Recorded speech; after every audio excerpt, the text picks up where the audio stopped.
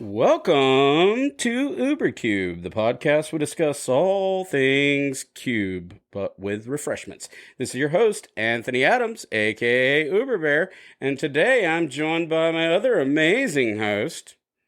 Hi, it's me, May, also known as Magic. Amazing. Let's put the emphasis on the amazing. I'll be here all week. And Stu, hi. Welcome to the show. Yeah, Stu's full of dad jokes today. I'm a father. I can get away with that. We're just reading all the dad jokes on Reddit.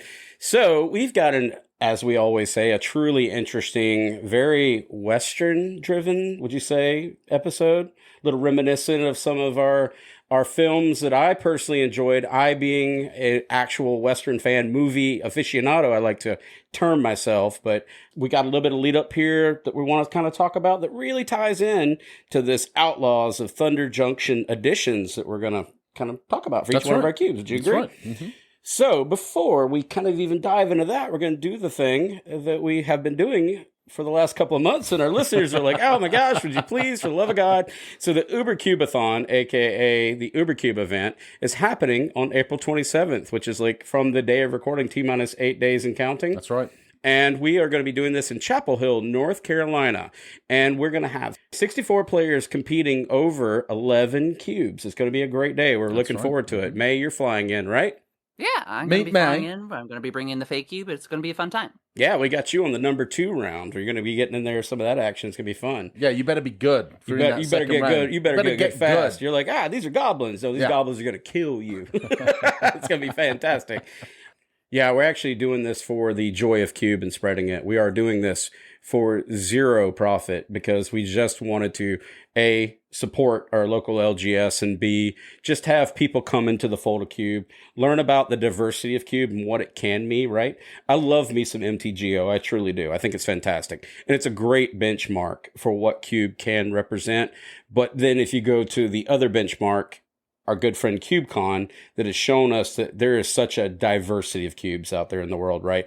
And that players and curators can express themselves in forms of art and make all these different types of cubes, whether it be the Fey cube or the Fem cube or the Turbo cube. I think that's a good point that you mentioned, right? Because maybe, and I kind of hope that this is the case, that maybe there's people out there that look at, you know, when you mention the Modo Cube, I think is a great example, right? It can be a little bit intimidating, a little bit daunting, especially if you're a newer player. It's all very combo-y and control-y and quite complicated, to say the very least. So now you've got an opportunity to play some cubes that are a little lower down on that complexity scale, if you will. Not to say that all of these cubes are just going to be, hey, play creatures and turn them sideways and win. But there's going to be such, like you say, a diversity of archetypes and cube types and all that kind of stuff. Just really give people a great idea of what's potentially out there. And hopefully, as you know, reason why we do this podcast is to bring more attention to cube and to put it out there to the rest of the Magic community.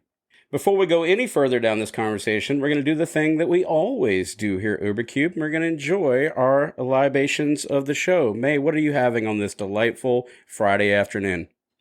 So, I am actually going for another non-alcoholic choice this time, and I'm having some English tea with cream and sugar. How about yourself there, Stu? What do you think I'm drinking, you varmint? I got me a coffee hidden porter. Before refrigeration was invented. No ice in this one. Why does your voice do this? Why is it always the Brits who can get the American accent just right? I know, right? It's always the Brits. It's always the Brits. Sometimes Australians. It's my talent as well. Come on. I got the deep voice down. Yeah. And I'm having No, that was great. What are you drinking today? You sound like the movie guy. I'm having that's what I'm saying. In a world. One podcast. Having a Voodoo Ranger. Cube. Imperial IPA. Speaking of movies. Yee-haw. How about we talk about some of your favorite Westerns? I am, because this is what inspired this episode. And we really want to do some very light touch upon ideas as we talk about our favorite Westerns versus how the Outlaws of Thunder Junction represented these films.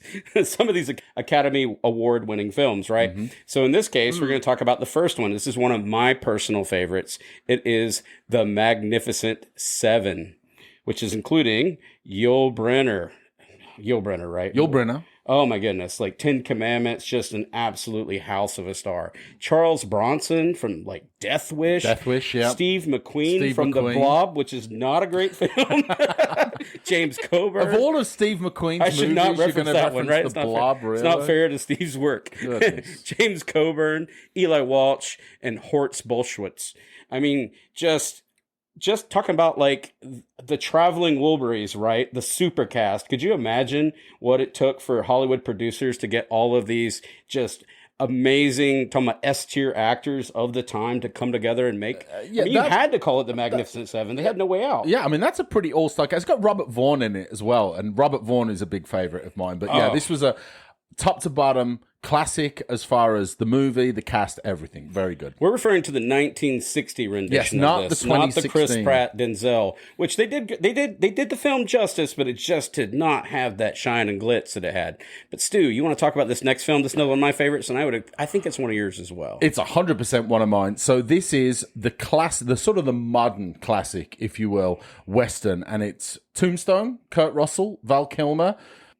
I mean, what's to say? I mean, I think everybody's kind of, if you've never watched any other Western movie other than this movie, I think it will give you an appreciation for just Westerns and the style of movie, the style of everything that sort of encompasses how those movies were made, how they were acted, how the men and the ladies like conducted themselves, how violent it could be. It was violent. And maybe one of the most quotable movies of all time, I would say, like, I'm your Huckleberry. I'm your Huckleberry. That's just my game. I was thinking the whole time you were talking, I'm like, I just really want a Huckleberry beer now. I don't even know if that exists, but I feel like I ought to get one. And Val Kilmer in maybe one of his greatest performances. My gosh. Just what to say. I mean, what's to say about that? If you haven't seen that movie Val about Val Kilmer, go watch that. It's on Amazon. And it's got Sam Elliott. Oh, yeah, Kurt Russell. Michael Biehn, Dana Delaney, Bill Paxton. Rest in peace. Why did you put her in charge? Aliens, best film ever made. I was going to say, no Aliens references here, please. Then we got another one. This is an Academy-winning film as well. This is Unforgiven. If you have not seen Unforgiven, I was just pitching this to May. It's not your typical Western. It's still a top 5 Western, though. I think. Oh, in the my top gosh. 10 maybe. It is a drama piece. Yeah. Acting, just Clint Eastwood, Gene Hackman, Morgan Freeman, Richard Harris, Francis Fisher. I mean, it is just, oh my gosh. It won the 1992 Best Picture. It did. This really sculpted that idea, removing... And I would say it's kind of... I would still classify this as a modern Western as someone like when I was a kid and we only had 3 TV channels... On a Sunday morning, Sunday afternoon, a lot of the old 1960s spaghetti westerns would be on the TV, right? So Fistful of Dollars, Good, Bad, the Ugly, Good, Bad, and the Ugly, which is absolutely one of my favorites. Outlaw Josie Wales, like so many of those. That was Steve McQueen, if I'm not mistaken. You know what? I think so. This is... I've gone through my periods. This is very off topic. I've gone through my phases of like going in and watching, like pick a director. So like all those Sergio Leones, I need to go back and just crank them all out. Like I went through my Alfred Hitchcock days of like just watching everything by him. I need to go and do like a hardcore week of just nothing but those old spaghetti westerns. Absolutely. That's my favorite thing to do. Great stuff. Clint Eastwood, directed, produced, etc. also ties into May's favorite. Yeah, did you happen to know that Clint Eastwood also had a star appearance in Rango, of all things? So I've only watched like a handful of Westerns with my grandmother. So when it comes to my palette in this genre, it's kind of just few colors. But generally my favorite is Rango. So that's Johnny choice. Depp is a lizard, Johnny right? Depp, isn't it? Yeah. Also, lizard guy. something I wanted to bring up, right? So we talked about. Remember when the Lord of the Rings set came out? Right. I don't know if this is. It's not going to have the same impact, right? But when Lord of the Rings came out, there was a lot of commentary about how that set could potentially divert a lot of attention from Lord of the Rings fans. Like, hey, maybe instead of watching the trilogy every weekend, like, I got some Lord of the Rings fanatics in my friend group, right? And in my family members as well. Like, how about instead of one weekend, don't watch the trilogy like 3 times. Maybe come and play some Magic, right? You've got all these cool cards. You can play with the One Ring. You can play with Bilbo. You can play with Frodo. do you think there's any possibility that a Western style set of Magic the Gathering could have any impact whatsoever on Western movie fans, right? Because there's a lot of them out there. Like Clint Eastwood, just by himself, is so iconic in that space, right? So to me, it seems that there's got to be a less than zero number of people out there that could be like, hey, Magic?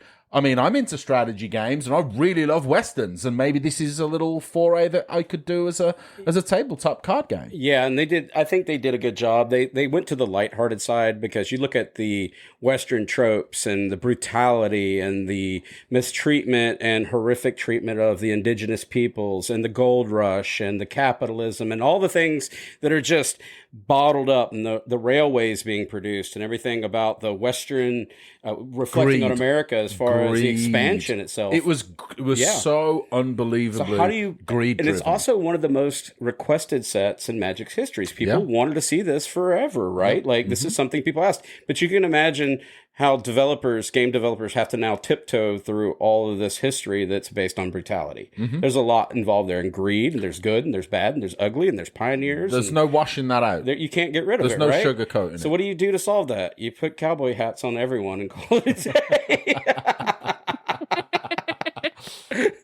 Why are the characters here? Who knows? Who cares? I don't know. I'm your Huckleberry. It feels like the set is a beach episode, but it's half the beach. They did the card. We didn't even talk about it. They did the one of the tropes they did. It was holy cow, right? That was a card. That Whoever named that card. It caused all kinds of conversations. But why did they not just make a Huckleberry? That'd been fantastic. Just oh my god! It should have been a legendary creature as well. Huckleberry space berry. Comma, I'm your creature type. Fight target. It's got to have a fight ability in there as well. You know. Yeah, it says at the bottom everything's okay. Yeah, partner as well. For the commander they leaned into a lot of partner. the tropes. Some of the flavor text really built this world. Yeah. It was an interesting world to build. So that's going to be what I'm going to ask. I'm going to ask a very direct question. May, overarching, did you like the theme of this set? I think thematically I'm going to get some flack possibly for saying this, but it has a similar vibe and tone to the Infinity set in a way. But like, on the other hand, it does feel like that they've introduced a lot of cool mechanics and whatnot, but I think the most egregious sin is why didn't they just reprint horsemanship? Duh. Yeah, I don't even want to talk about it. I was hoping that no one was going to bring that up during this recording, because I've tried to champion that on more than one occasion, that horsemanship just seems to be forgotten. I'm not happy about it. If anyone from Wizards of the Coast, design team, whatever, listening, please do the world a favor. Horsemanship needs you. Our friend Bill was losing his mind as spoilers are coming out. He's like, for the love of God, when are you just going to give me a train? Just one train. It was like one of the last cards that they talked about. But he was just blowing up our Discord the whole time. Like, I'm not looking at this set until they give me a train, because he wants to build like a train commander deck. He's been working on it forever. And I too actually have an interest in trains. I respect it. Yeah. So let's talk about our Cube editions. We've done enough kind of roasting of the set, and we have our things about it that make sense and things that don't make a lot of sense. We're not going to roast the set. We're going to talk about it positively. Yeah, you just put a cowboy hat on, and here we go. Yee-haw. Exactly. So my powered vintage cube, and not all of these I've officially introduced into it, but we're coming up on the UberCube event, and I was able to get some of these cards shipped in pretty quick from Star City Games, which is like right around the corner type thing, right? Mm-hmm.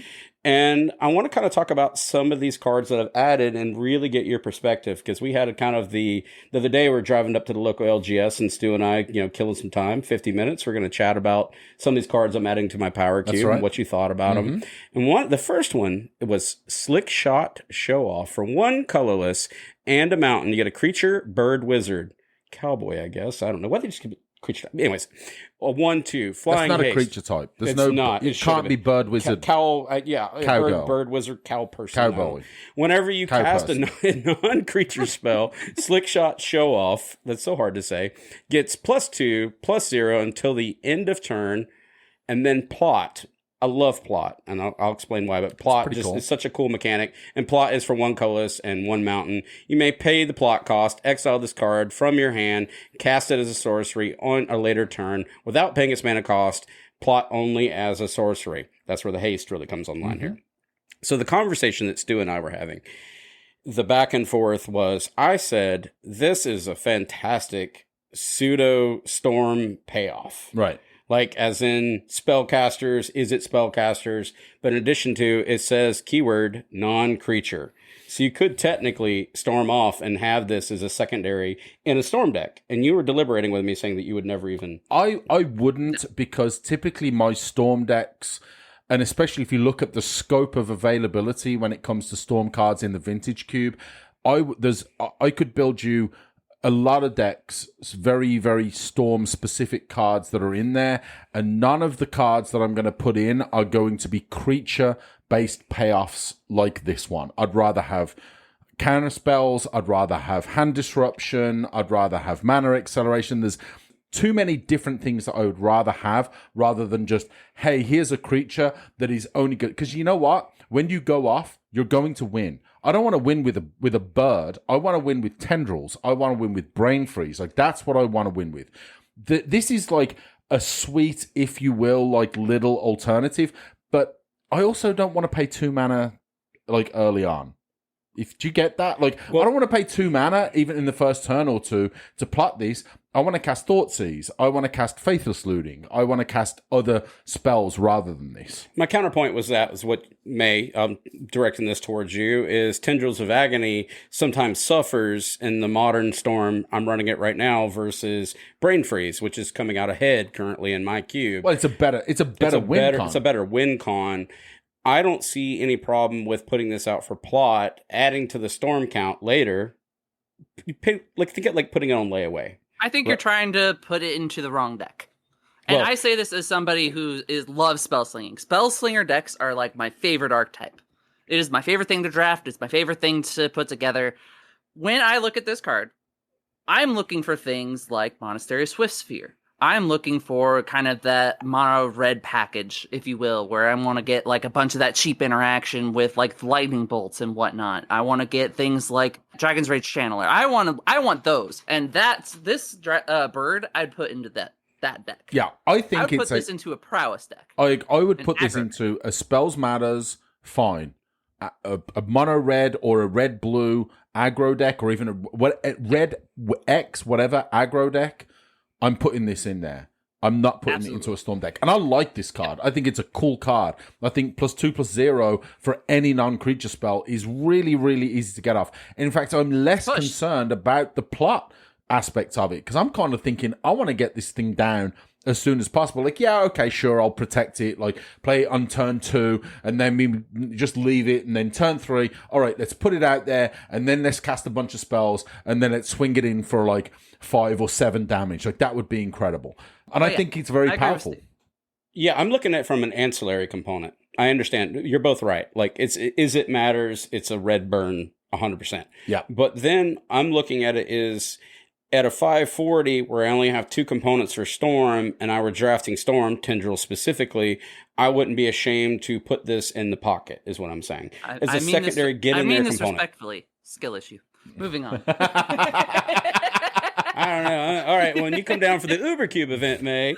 Anthony's going to try. I'm going to try so hard to make this fire. Hell or high water. Yeah, I'm going to do it. He's going to build a brain freeze deck with Slick Shot Show Off and make it work. All Listeners, I would like some inclusion in this conversation. I do realize that mine is literally like Plan C. I'm not going to sit here and defend this. I'm not going to die on the hill. You're both right in the traditional archetype sense. I'm saying supplementary, this card does have a role to play whenever you're trying to get additional damage on top of tendrils with the plot ability on there, kind of get towards your storm count. It would have been interesting if it had whenever you cast or copy a non-creature spell. That would be gross. Yeah, that would be. They wouldn't put that in here. It would have to be super mythic at that point. I can see that. Yeah, you know, but I'm always looking for overpowered stuff. So I want both of your opinions on this card. I've been staring at it. I actually haven't added it, and I want to know if I need to add it before the event. The cuts are a nightmare. We'll talk about that post-show. But Duelist of the Mind for 1 colorless, and an island. You get a creature, human, advisor, star 3. So whatever you cast, it'll explain that in a minute. Flying vigilance. Duelist of the Mind's power is equal to the number of cards you've drawn this turn. Whenever you commit a crime, committing a crime is literally borderline any interaction in Magic. It's insane. It's nuts, right? I'll have to explain that. But you may draw a card. If you do discard a card, this ability triggers only once each turn. So you get like 1 scooter interaction, if you will, right? I could see this, though. It says whenever you draw with a draw 7 where it's an individual, like a wheel effect. Am I interpreting this card incorrectly? So if you do a Wheel of Fortune or you do something like a Shield Your deck, could you see running this in a draw 7 type of deck? Am I reading the card wrong? Yeah, because you're not committing a crime when you do a draw 7. Yeah, but its power is equal to the number of cards you've drawn. Oh, you're talking about it from a power perspective. It is an insane kill spell that goes on top of Shield. Okay, you're just talking about them now. It's a very tempo-based, also defensive because it has vigilance, so you get to hold it up. Right. But you can attack in with this card, and I've been staring at it for a while trying to figure out what am I going to cut for this card. Don't stare at this card any longer. Not a fan? First of all, congratulations. So to anyone that's not aware, this is Nathan Stoyer's World Championship card, right? So congrats to Nathan, 28 World Championship. This card is bananas. It needs to go in your cube. Don't think again. Buy it, put it in. First of all, you've already got it? Mm-hmm. All right, well, thanks. Great discussion. And the next card, just kidding. No, this card is really, really, really good, right? Again, whenever you commit a crime, it's so easy to commit a crime in Magic by targeting your opponent or your opponent's permanents. The ability to be able to do the draw and discard is even spells really, on the stack really cool. Count towards this. Exactly. Interactions. Yeah, it's right. pretty nice. So thought seizing your opponent or destroying a creature or whatever the case may be is targeting this. For me, this is an absolute no-brainer. I think this card's great. Do you think it's better than Ledger Shredder? Absolutely not, but that actually does segue to what I wanted to say, that it does feel like a side-graded Ledger Shredder. It would go into the same deck, fill a similar niche, and it is just a very good card for just moving through cards to dig for your answers. Going back to that, though, the front gets big. The back half, you're back in your Slick Shot deck. Right. You're doing burn spells. It now becomes problematic because it does die to all the bolts, literally. So it's very vulnerable in that sense. But I think I mean, if you're losing a 2-mana creature to a bolt, then, you know... Yeah, yeah, you're right. Yeah, that's a very good point, actually. The trade-off it's well worth it. You both agree? Yeah. Add it? All right. I'll look at it. No question. No, absolutely. Cutting Ledger Shredder today, May? Do not cut Ledger Shredder. I will bite your ankle. Yeah, okay, cool. I like it. So it's an interesting thing here, though. So this is going to go back to one of my learning points where we talk about this next card. As we go through these editions, I've kind of really listened to a lot that May does with her cubes. We have other curators in our group, not to call you out or anything, but that do massive changes, right? Like they just unsettle their entire environment regularly. Like a set comes out, and they add 10, 15, 20, 30 cards. No. Don't call them out like that, okay? We like diversity. Right, Bill. We love Bill.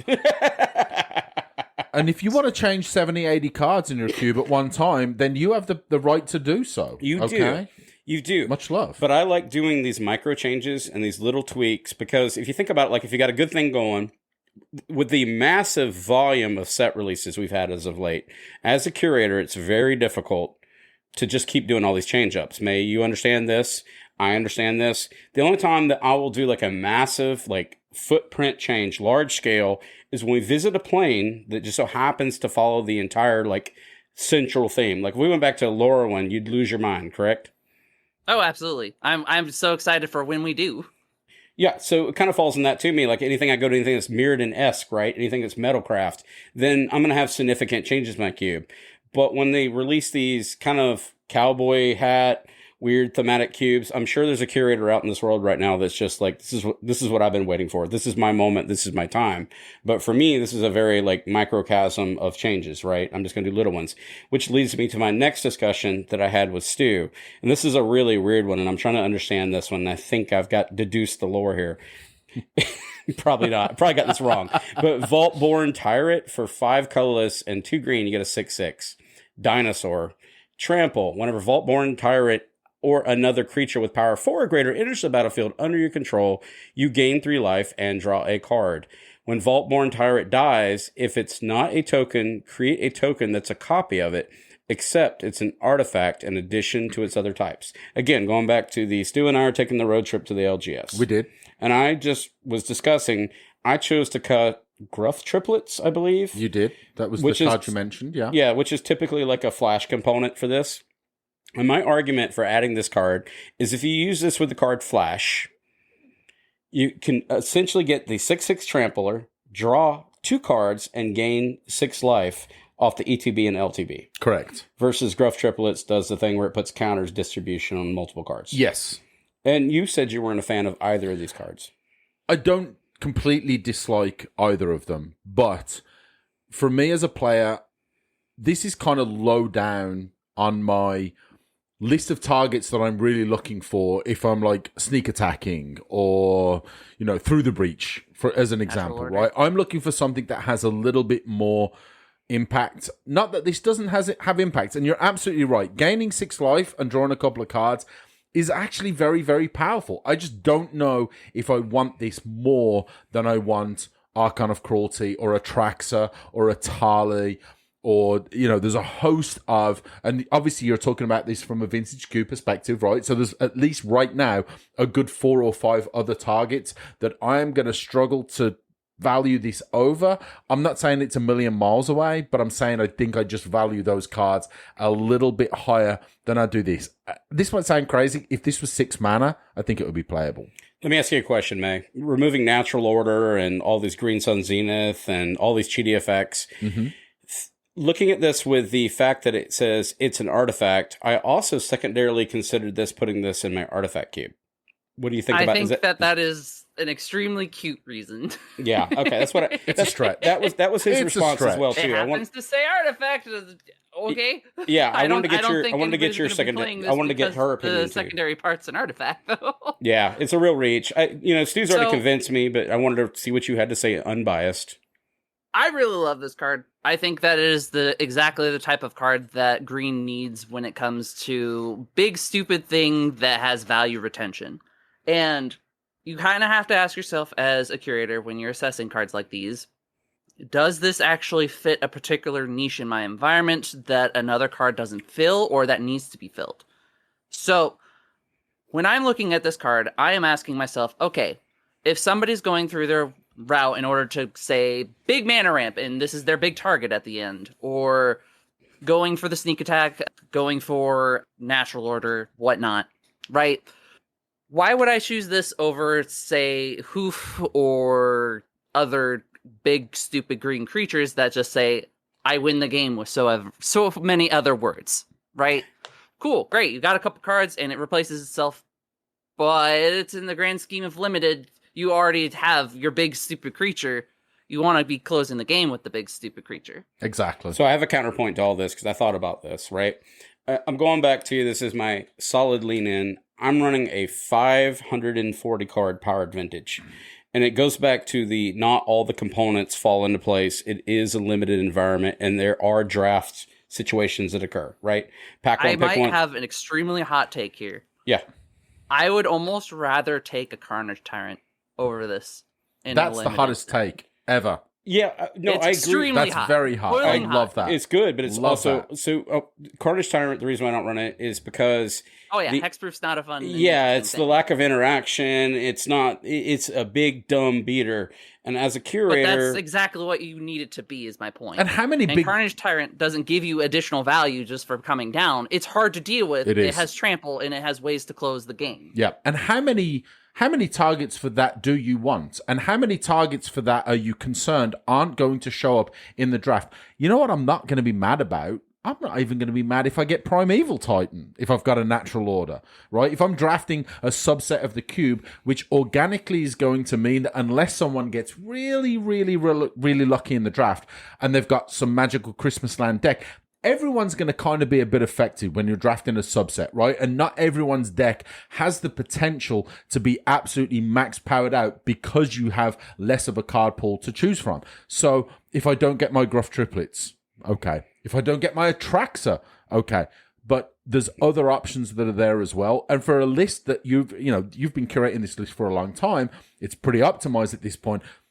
As a drafter, I'm also thinking, I understand that the card pool is going to be less if I'm drafting with 6 players or it's a larger cube. So now I have to kind of legislate for that. So I'll legislate for it by when I'm drafting green and I've got natural order or whatever the case may be where I'm trying to cheat something out and I know it's specifically for a green creature. Heck, you know what I'm going to do? I'm going to go for Primeval Titan and then I'm going to try and get Dark Depths and Thespian Stage and maybe I'm going to get, go Golgari and try and get Vampire Hexmage as well. So I think there's ways to mitigate the fact that that card pool is going to be a little lower without trying to kind of shoehorn a card in like this, that in a lot of those situations, and especially when the entire card pool is available to the draft, that's not quite going to be the optimum play in the strategies that it's in there to support.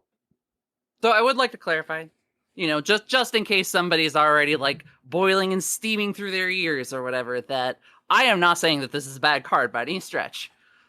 However, I think that the home for it needs to be things like, maybe Live the Dream Cube or environments where cheating this thing into play feels more part of some bigger synergistic package rather than as an individual good card amongst the best cards, if that makes sense. Yep. I agree 100%. I agree with everything you're saying. Even when I was adding it, the cuts were kind of rough. They were a little hard. And what I wanted to lean into here is we've got the event coming up in a few days, right? And it's an opportunity to get a little micro, kind of get everybody's opinion of what they thought about it. And Gruff Triplets just simply wasn't really, it's a great card, but wasn't appealing to me as a person. And I just thought this was more dynamic. But it also feels weird. It feels Win More-ish. It feels like all the arguments, right? Like you're at 7 mana. Do you really care about drawing cards? You should be closing games in this environment. I get all of that, right? I'm leaning into the flash, the natural order, the cheating it in fast, not sneak attack, not show and tell, but it's still a devastating card that lets you continue to churn through your deck. So there's applications. If I were to throw this in the Fake Cube, absolutely not, because flavor. But if this were to go into the Fake Cube, it would break the environment in half in a lot of ways. There's no way that somebody's going to be able to just outvalue it once it gets down. Yep. Even with the adventure cards. And that's kind of where the context matters for what is the card trying to do within your environment. So we've kind of talked about the vintage power cube, and a good chance you'll see this card and all the cards we talked about show up in Moto at some point, right? That tends to be the lines that happens, and Daybreak Games has done a fantastic job of really testing the threshold. So we'll get to see some action on these cards, and we'll find out the truth be told soon enough at the UberCube event, at CubeCon, and MTGO. But let's move over to a way cooler cube. And it's going to be the Fey Cube. That's a bit of a stretch. It's way but as the curator, cooler. I'll give you that. Ooh, I love the Fey Cube so much. Have you got any additions from this cowboy Yee-haw? Did you put any cowboy hats on anything by chance? No. Anyways, so when it came to looking at the set, I wasn't expecting to end up with any cards that would fit in my environment, but once again, it feels like that there are these couple cards that are seeded in that feel carefully crafted for me, and I don't know why. But I have my interest particularly piqued with a card called Nurturing Pixie. It's 1 white for a fairy rogue creature. It's a 1/1 of flying, but its body's not super accurate to actually what it is. When it enters the battlefield, you return up to 1 non-fairy, non-land permanent you control to its owner's hand. If a permanent was returned this way, put a +1/+1 counter on Nurturing Pixie. Ooh. So this might remind you of things like Glint Hawk, or my immediate comparison was Fairy Imposter in blue, where you are ending up with a 2/2 body that flies in white for 1 mana, plus you can rebounce things that have adventures, or cards like Ichor Wellspring, the miscellaneous packages that we've all been familiar with. I'm considering Nurturing Pixie for the Fake Cube since it's going to be pretty cool for bouncing back at the adventures, it's going to be a fairy rogue, and it also just cares about non-fairies. So It reminds me a lot when I saw you post this, a lot like Extraction Specialist, which is in the Fem Cube. When I saw this card, I was actually looking at that one too. I love that card. I think it's fantastic. I love Extraction Specialist. And I particularly love that interaction between those two cards. If you put both in the Fem Cube, I think that would be a cool engine to have. Oh my goodness, I totally overlooked that. And it's got a cool little cactus baby running around with it too. So it's kidnapping a cactus baby. I don't know. But it's interesting. Did you read the flavor text? Read the flavor text of the card you're talking about. It's so good. Count yourself lucky I came upon you. This is not a world for second chances. Clint Eastwood could have said that. Clint Eastwood would have said that. This is not a world for second chances. Why are you the movie guy when you're doing westerns? Because that's how they all speak, right? That's what they sound like. They drop the voice like 7 octaves, and you know, old baritone, it's all dramatic. In a world, in a world, one pixie. Which leads... I can smell the one permanent dust and musk from here.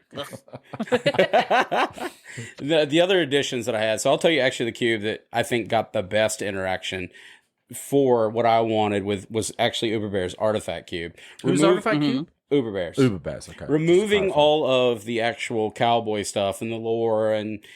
That's what was interesting about this is I had no dog in this race, right? I had nothing to gain from this world. What other curators are salivating because they've been dying to build this entire Western type cube. I'm like, all right, well, there's some very efficient cards in here I can use. And one of them I picked up was Lava Spur Boots for 1 colorless. You get an artifact equipment. Equipped creature gets +1/+0 and has haste and ward 1, equip 1. It was Bone Splinter-esque, kind of did what I wanted to do.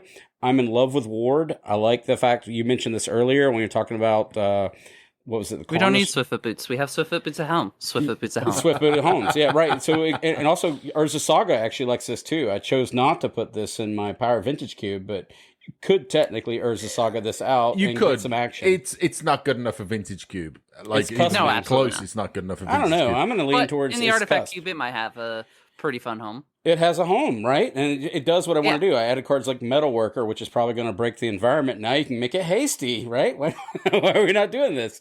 But like I thought about it long and hard, and I wanted this to find an environment.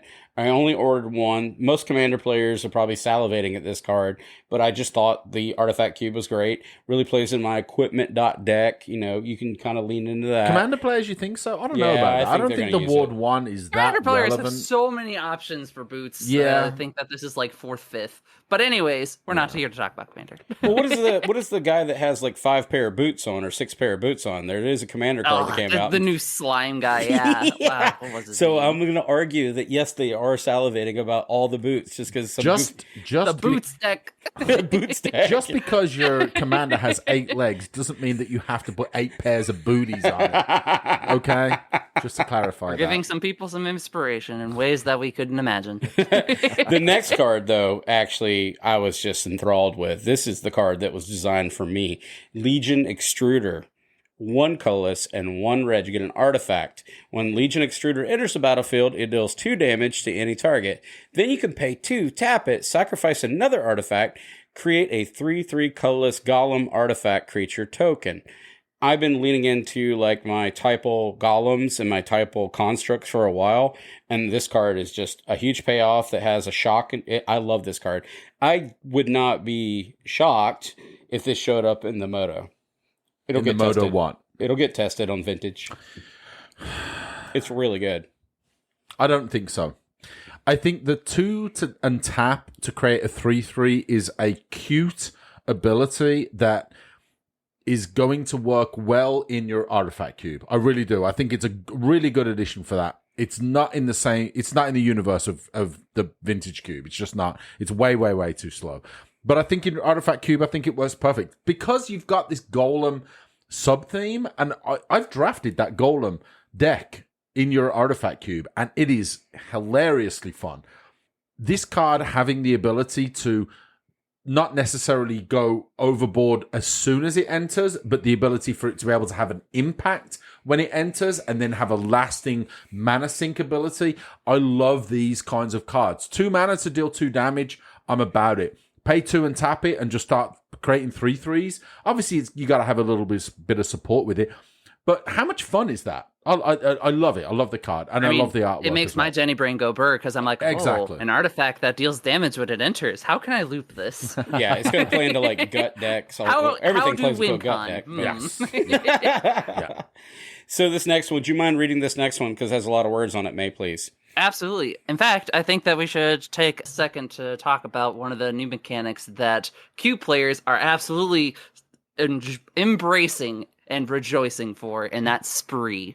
So Spree is kind of like kicker modal cards, and I'm here for it. Everything's kicker. So it kind of reminds me of like Entwine in a way. Yeah. But you don't actually get it like...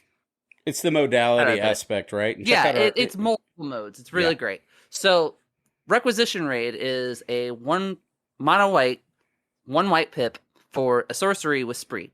However, you can actually add an additional colorless mana to destroy target artifact, destroy target enchantment, and or put a +1/+1 counter on each target creature target player controls. What I love about cards like these is that the more you get the more you pay for it, and when you need just one, then you're getting an okay rate for that one. 100% agree, right? Like, we've talked about this problem with naturalized effects and disenchant effects in my artifact cube and how they're the bane of the environment. That's come up a dozen times, right? So I did not record the actual card that I cut for this, but I was very choice in removing a removal spell to replace this with a type of removal spell. And what I liked about this, we were doing our car ride to the LGS, and this is another conversation came up. This is sorcery speed. This is a much more fair version of this removal, right? Opposed to, this would be bonkers. It is. You've talked a few times about cards that you've planned on putting in your 540 vintage. Now, again, that 540 number means that you've got a lot more equity than like a 360 or a 450, obviously. Of all the cards mentioned, I actually think this is one, if nothing else, but for, I don't even know if I want to relegate it to a sideboard. I think the fact that it is, at nothing else, one white and one colorless in a mono white, like Hate Bears / aggro deck, to put 1/1/1 counter on every creature that you have, or just pay that extra and destroy an artifact or enchantment. This, to me, I love cards like this. It's very, very straightforward. There's no gimmicks about it, right? There's no setup that's necessary. It's just going to be very, very likely this card is going to be good 90% of the time. I will say that, because you're very, very likely when you're playing Modo, if you are playing that mono white deck, you are probably going to be playing against someone that either has, if you've got nothing else but you just want to buff your creatures, it costs 2 mana, job done. But then only 1 mana more to destroy that Urza Saga or destroy whatever the artifact is that's causing Mystic Forge, Portal Phyrexia, whatever it is. This is the card that does it and has the other benefit. I love, love, love this card. Sorcery speed, it kind of has that. If it's instant, it's broken. I like this more than Legolas's Quick Reflexes, even though it has... Legolas is really good, though. It's really good. Legolas is really good. I mean, Combat Cubes just rejoiced over this card. This is nuts. Yeah, of course. Yeah, sure. +1/+1 counter on each creature, not up to 1, not up to 2 on each creature. Yeah, sure, it might only be 2 creatures. It might even be 1 creature, but I think having that is really, really good. Yeah, I'm leaning into it for more of the modular type aspect / removal, because it's a whole thing in my cube, so I can see that. I even have some proliferation effects. This next one, I think, this is one that I'm probably the most excited about specifically for your artifact cube. So I have not ordered. I'm going to take this one.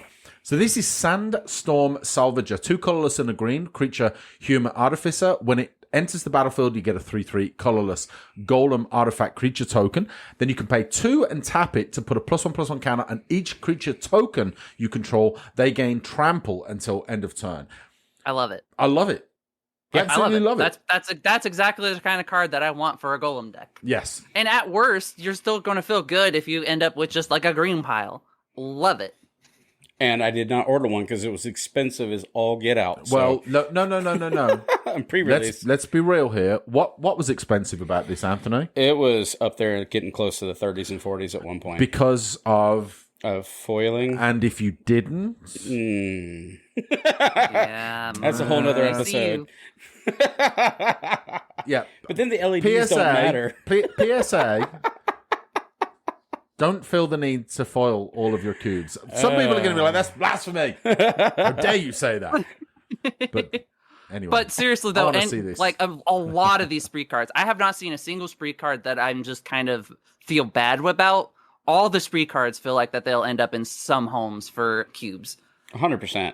Easily one of my favorite mechanics. So I have to pick up Sandstorm. I'm going to try to order it this week, see if I can get it in time. But this next card, I'm going to pass this off to. I'm going to actually pass this off to May. Yes, I was going to say we talked about this during the FEM episode. This is very much of a me card, so I appreciate it. 3 steps ahead is a 1 blue instant, once again with spree. And you can pay 1 and a blue to counter target spell. Its floor being a cancel, I'm already here for it. You can also pay 3 colorless to create a token that's a copy of target artifact or creature you control, or just pay 2 to draw 2 and discard a card. Oh, all of those modes are so good. I love it. Everything about this card just has me salivating. All the options. And especially when I can hold on to a card that is a counterspell, but once it stops being relevant on the stack, then I can get value out of it. Yes, please. I think that's an amazing point that you just brought up, right? These modality kind of cards, right? Where it's a card like this, cancel at home, right? Okay, perfect. I can leave up a cancel. Every time then I've got +2 extra mana with this in my hand. Okay, now I can draw 2 and discard 1. Or I've got another mana. Now I can create a token. So it just gets better and better and better every single turn that this card is in your hand. And even if nothing else, it's just 3 mana to counter a target spell. That by itself is enough for me to want to put this in any deck. That I can't wait. Like I want to put this in. I want to get that kind of 3 times the value from one card. I love it. It's 3 things that I'm looking for as a blue player. Yes. And it's once, twice, 3 times a lady. I'm also, look, we don't talk about this very often. I have my little Mizzix commander deck that I play about once every 4 or 5 years. I don't know how the whole spree thing, but I'm going to assume that if I've got like 1, 2, 3, 4, 5, 6, let's say 6 counters on myself from my Mizzix, and I can just pay 2 blue and do all of the above. We're going to put that one out to Bones because we'll find out the correction on that one. We're going to ask a judge on that one. Yeah, for sure. Because I think it's interesting. It's an additional cost, right? Any cost reduction it is an additional cost. It is not like kicker, but I don't know. Yeah, I don't know. Bones, shout out to Bones. Bones, we're going to have to get back. Hit us up on the Discord. Let us know if we got this wrong. Bones is going to be supportive of me. I know it. I know Just hope and pray. We got this, Bones. All right, let's move. So originally, right back in the origins of this episode, we talked about trains. Now we talked about Bill wanting trains. We did, and listen, I'm gonna. I kind of gave Bill a bit of a hard time about his 70 to 80 to 90 changes in his cube that he likes to make. Much love, Bill. He's a tuner. He's trying to make his cube work as best he can. Trains.deck.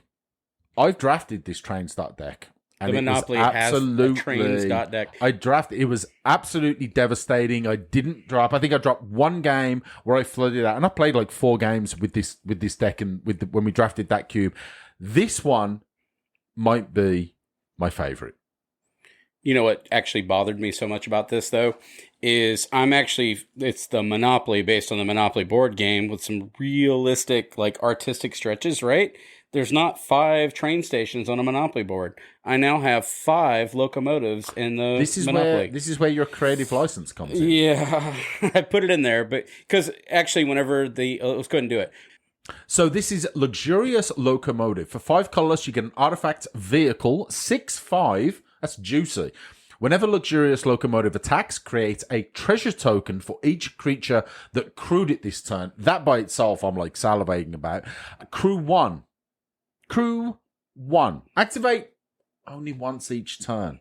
Oh no. Which, look, you kind of have to do that because you can't just have it crewed 10 times with all of your dorks and tokens and whatever and just create 1 billion treasures. So you understand why that limitation was put in there, right? But even if you just crew this with 2 or 3 creatures. You just need 2 Ringos.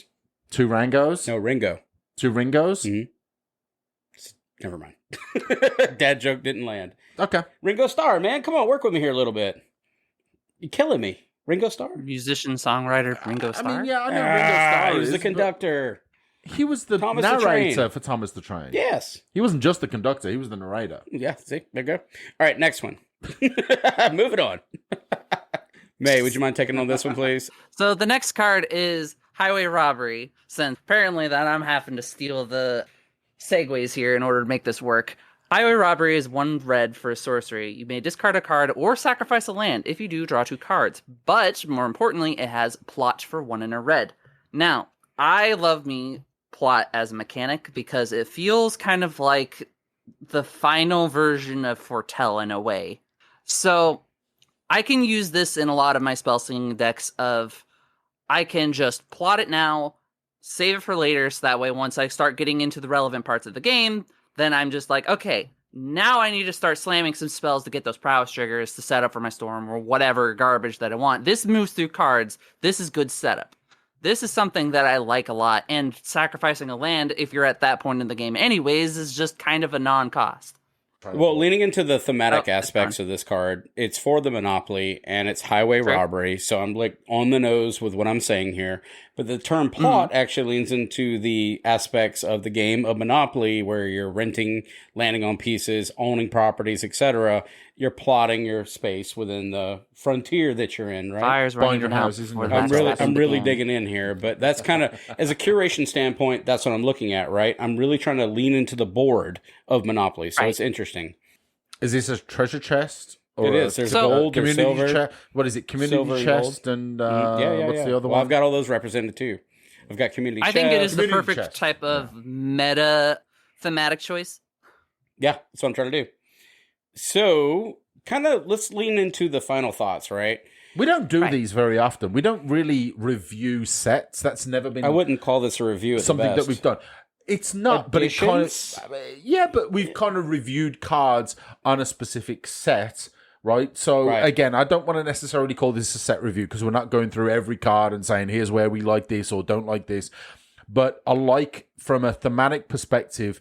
Something like this, again, I like the fact that we have something that is a little bit unique thematically in the sphere of Magic, where we have a Western-style set, right? There hasn't really been another one. We're going to go with, like, Yul Brynner and Clint Eastwood, though. They really don't have an appreciation for what we just did here. I don't know. Clint Eastwood is 93 years of age. He is 93. And, I don't think that he should be the metric of approval. No, and he probably doesn't care. That's a little unforgiving of both of you. I'm not gonna lie. But this is something that he's so intrinsically connected with is the Western theme, right? As is Sergio Leone and Lee Van Cleef and all those guys. Now we have something that, for everyone out there that's a fan of that kind of theme, anything Western related. Now you have something that's a potential little draw. Hey.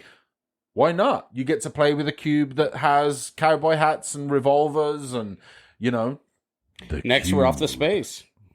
Yay. Yay! 2001 Space Odyssey. Let's go. Black Hole Disney. Let's go. Yeah, so... Would you mind taking us off to the socials, please? So first of all, would be remiss to not mention, as Anthony did at the beginning of the episode, the UberCube event. It is at the Gathering Place, April 27th, which is going to be in just about 6 days after this episode is released. It's from 9 o'clock a.m. until 9:30 p.m. Goal is 64 players. It's looking like we're going to have we've got about 30-something tickets sold so far. So if we have to drop it down from 8 to 4, either way, it's going to be a great time. Anthony has a plan. So we're going to have a lot of cubing, all kinds of cool stuff going on. Lots of cubing, lots of Magic playing, all that kind of stuff. Prizes, karaoke, the whole 9 yards. Swag. Swag, absolutely. There's still time to sign up, and we would appreciate, especially, look, if you're on the East Coast, if you're in North Carolina or a neighboring state, you've really got no excuses. Come show up. QR code is in the show notes. Check it out. We'd love to have you come hang out with us and come play some Cube. In addition, the price support scales. That's what we're kind of trying to allude to here. $55, yeah, but you know what? But, we have a plan. Even if you, it's a tournament style bracket. It'll be worth your while. So as you move through round 1, round 2, round 3, even as a person, if you wash out, we have you moving over to our free play space where we have a Lord of the Rings cube, we have an Innistrad cube. We've got you stocked up for an entire day of cubing. We'll just make sure everybody leaves, they're happy, they got all the cubing that they could possibly. You're going to have a good time. Cube exhaustion is real. And then we karaoke. I'm going to do some karaoke. I'm doing some karaoke, I'm yeah. excited. I am. Mm-hmm. A lot of activity in our Facebook drafting page, the MTG Cube Facebook group. Anthony, our resident host here and administrator. Co-admin. Don't let that go to your head. Co-admin. Go check that out. A lot of cool conversation going on over there. Assistant to the regional director, even. Yes. Right? You are the Dwight Schrute of the Facebook, MTG Cube. Thank you. As always, if you love the show, please go ahead, give us a 5-star review on your chosen podcast platform. Really goes a long way to getting the podcast out there to all the Magic and Cube aficionados out there. And if you want to check out, get some bling for your cube, you can go use our ultasleeves.com affiliate link, ultasleeves.com/UberCube. Get 5% off your purchase. Also at inkedgaming.com/UberCube. Go check them out. Get some playmats, dice bags, mouse pads, all kinds of cool little aesthetics for your cube. You can find us at Twitter at UberCubeMTGPod, or you can reach us via email. We are UberCubeMTGPodcast@gmail.com. Come check out the Discord. I don't even know if we need to even support it that much anymore. It's just so busy. Like, do we want? We're not going to start limiting it. It's the deck boast. No, we'll let more. All right, we'll let people. They are coming in for the deck boast. They are coming in for the deck boast primarily. Yeah. And as always, our Patreon.com/UberCube. Big thanks to all of our patrons and all of your ongoing support. Keaton Schultz, Lord Justice, Chris Singer, Nick LaPointe, Stephen Conifal, Preston, and Sam McKenna. A huge shout out. Thank you for keeping the lights on. Thank you for keeping the lights on. Other than that, we're going to say the thing we always say here at UberCube is Happy Cubing. Cowboys. Yee-haw! Happy cubing. In a world where cubing happens.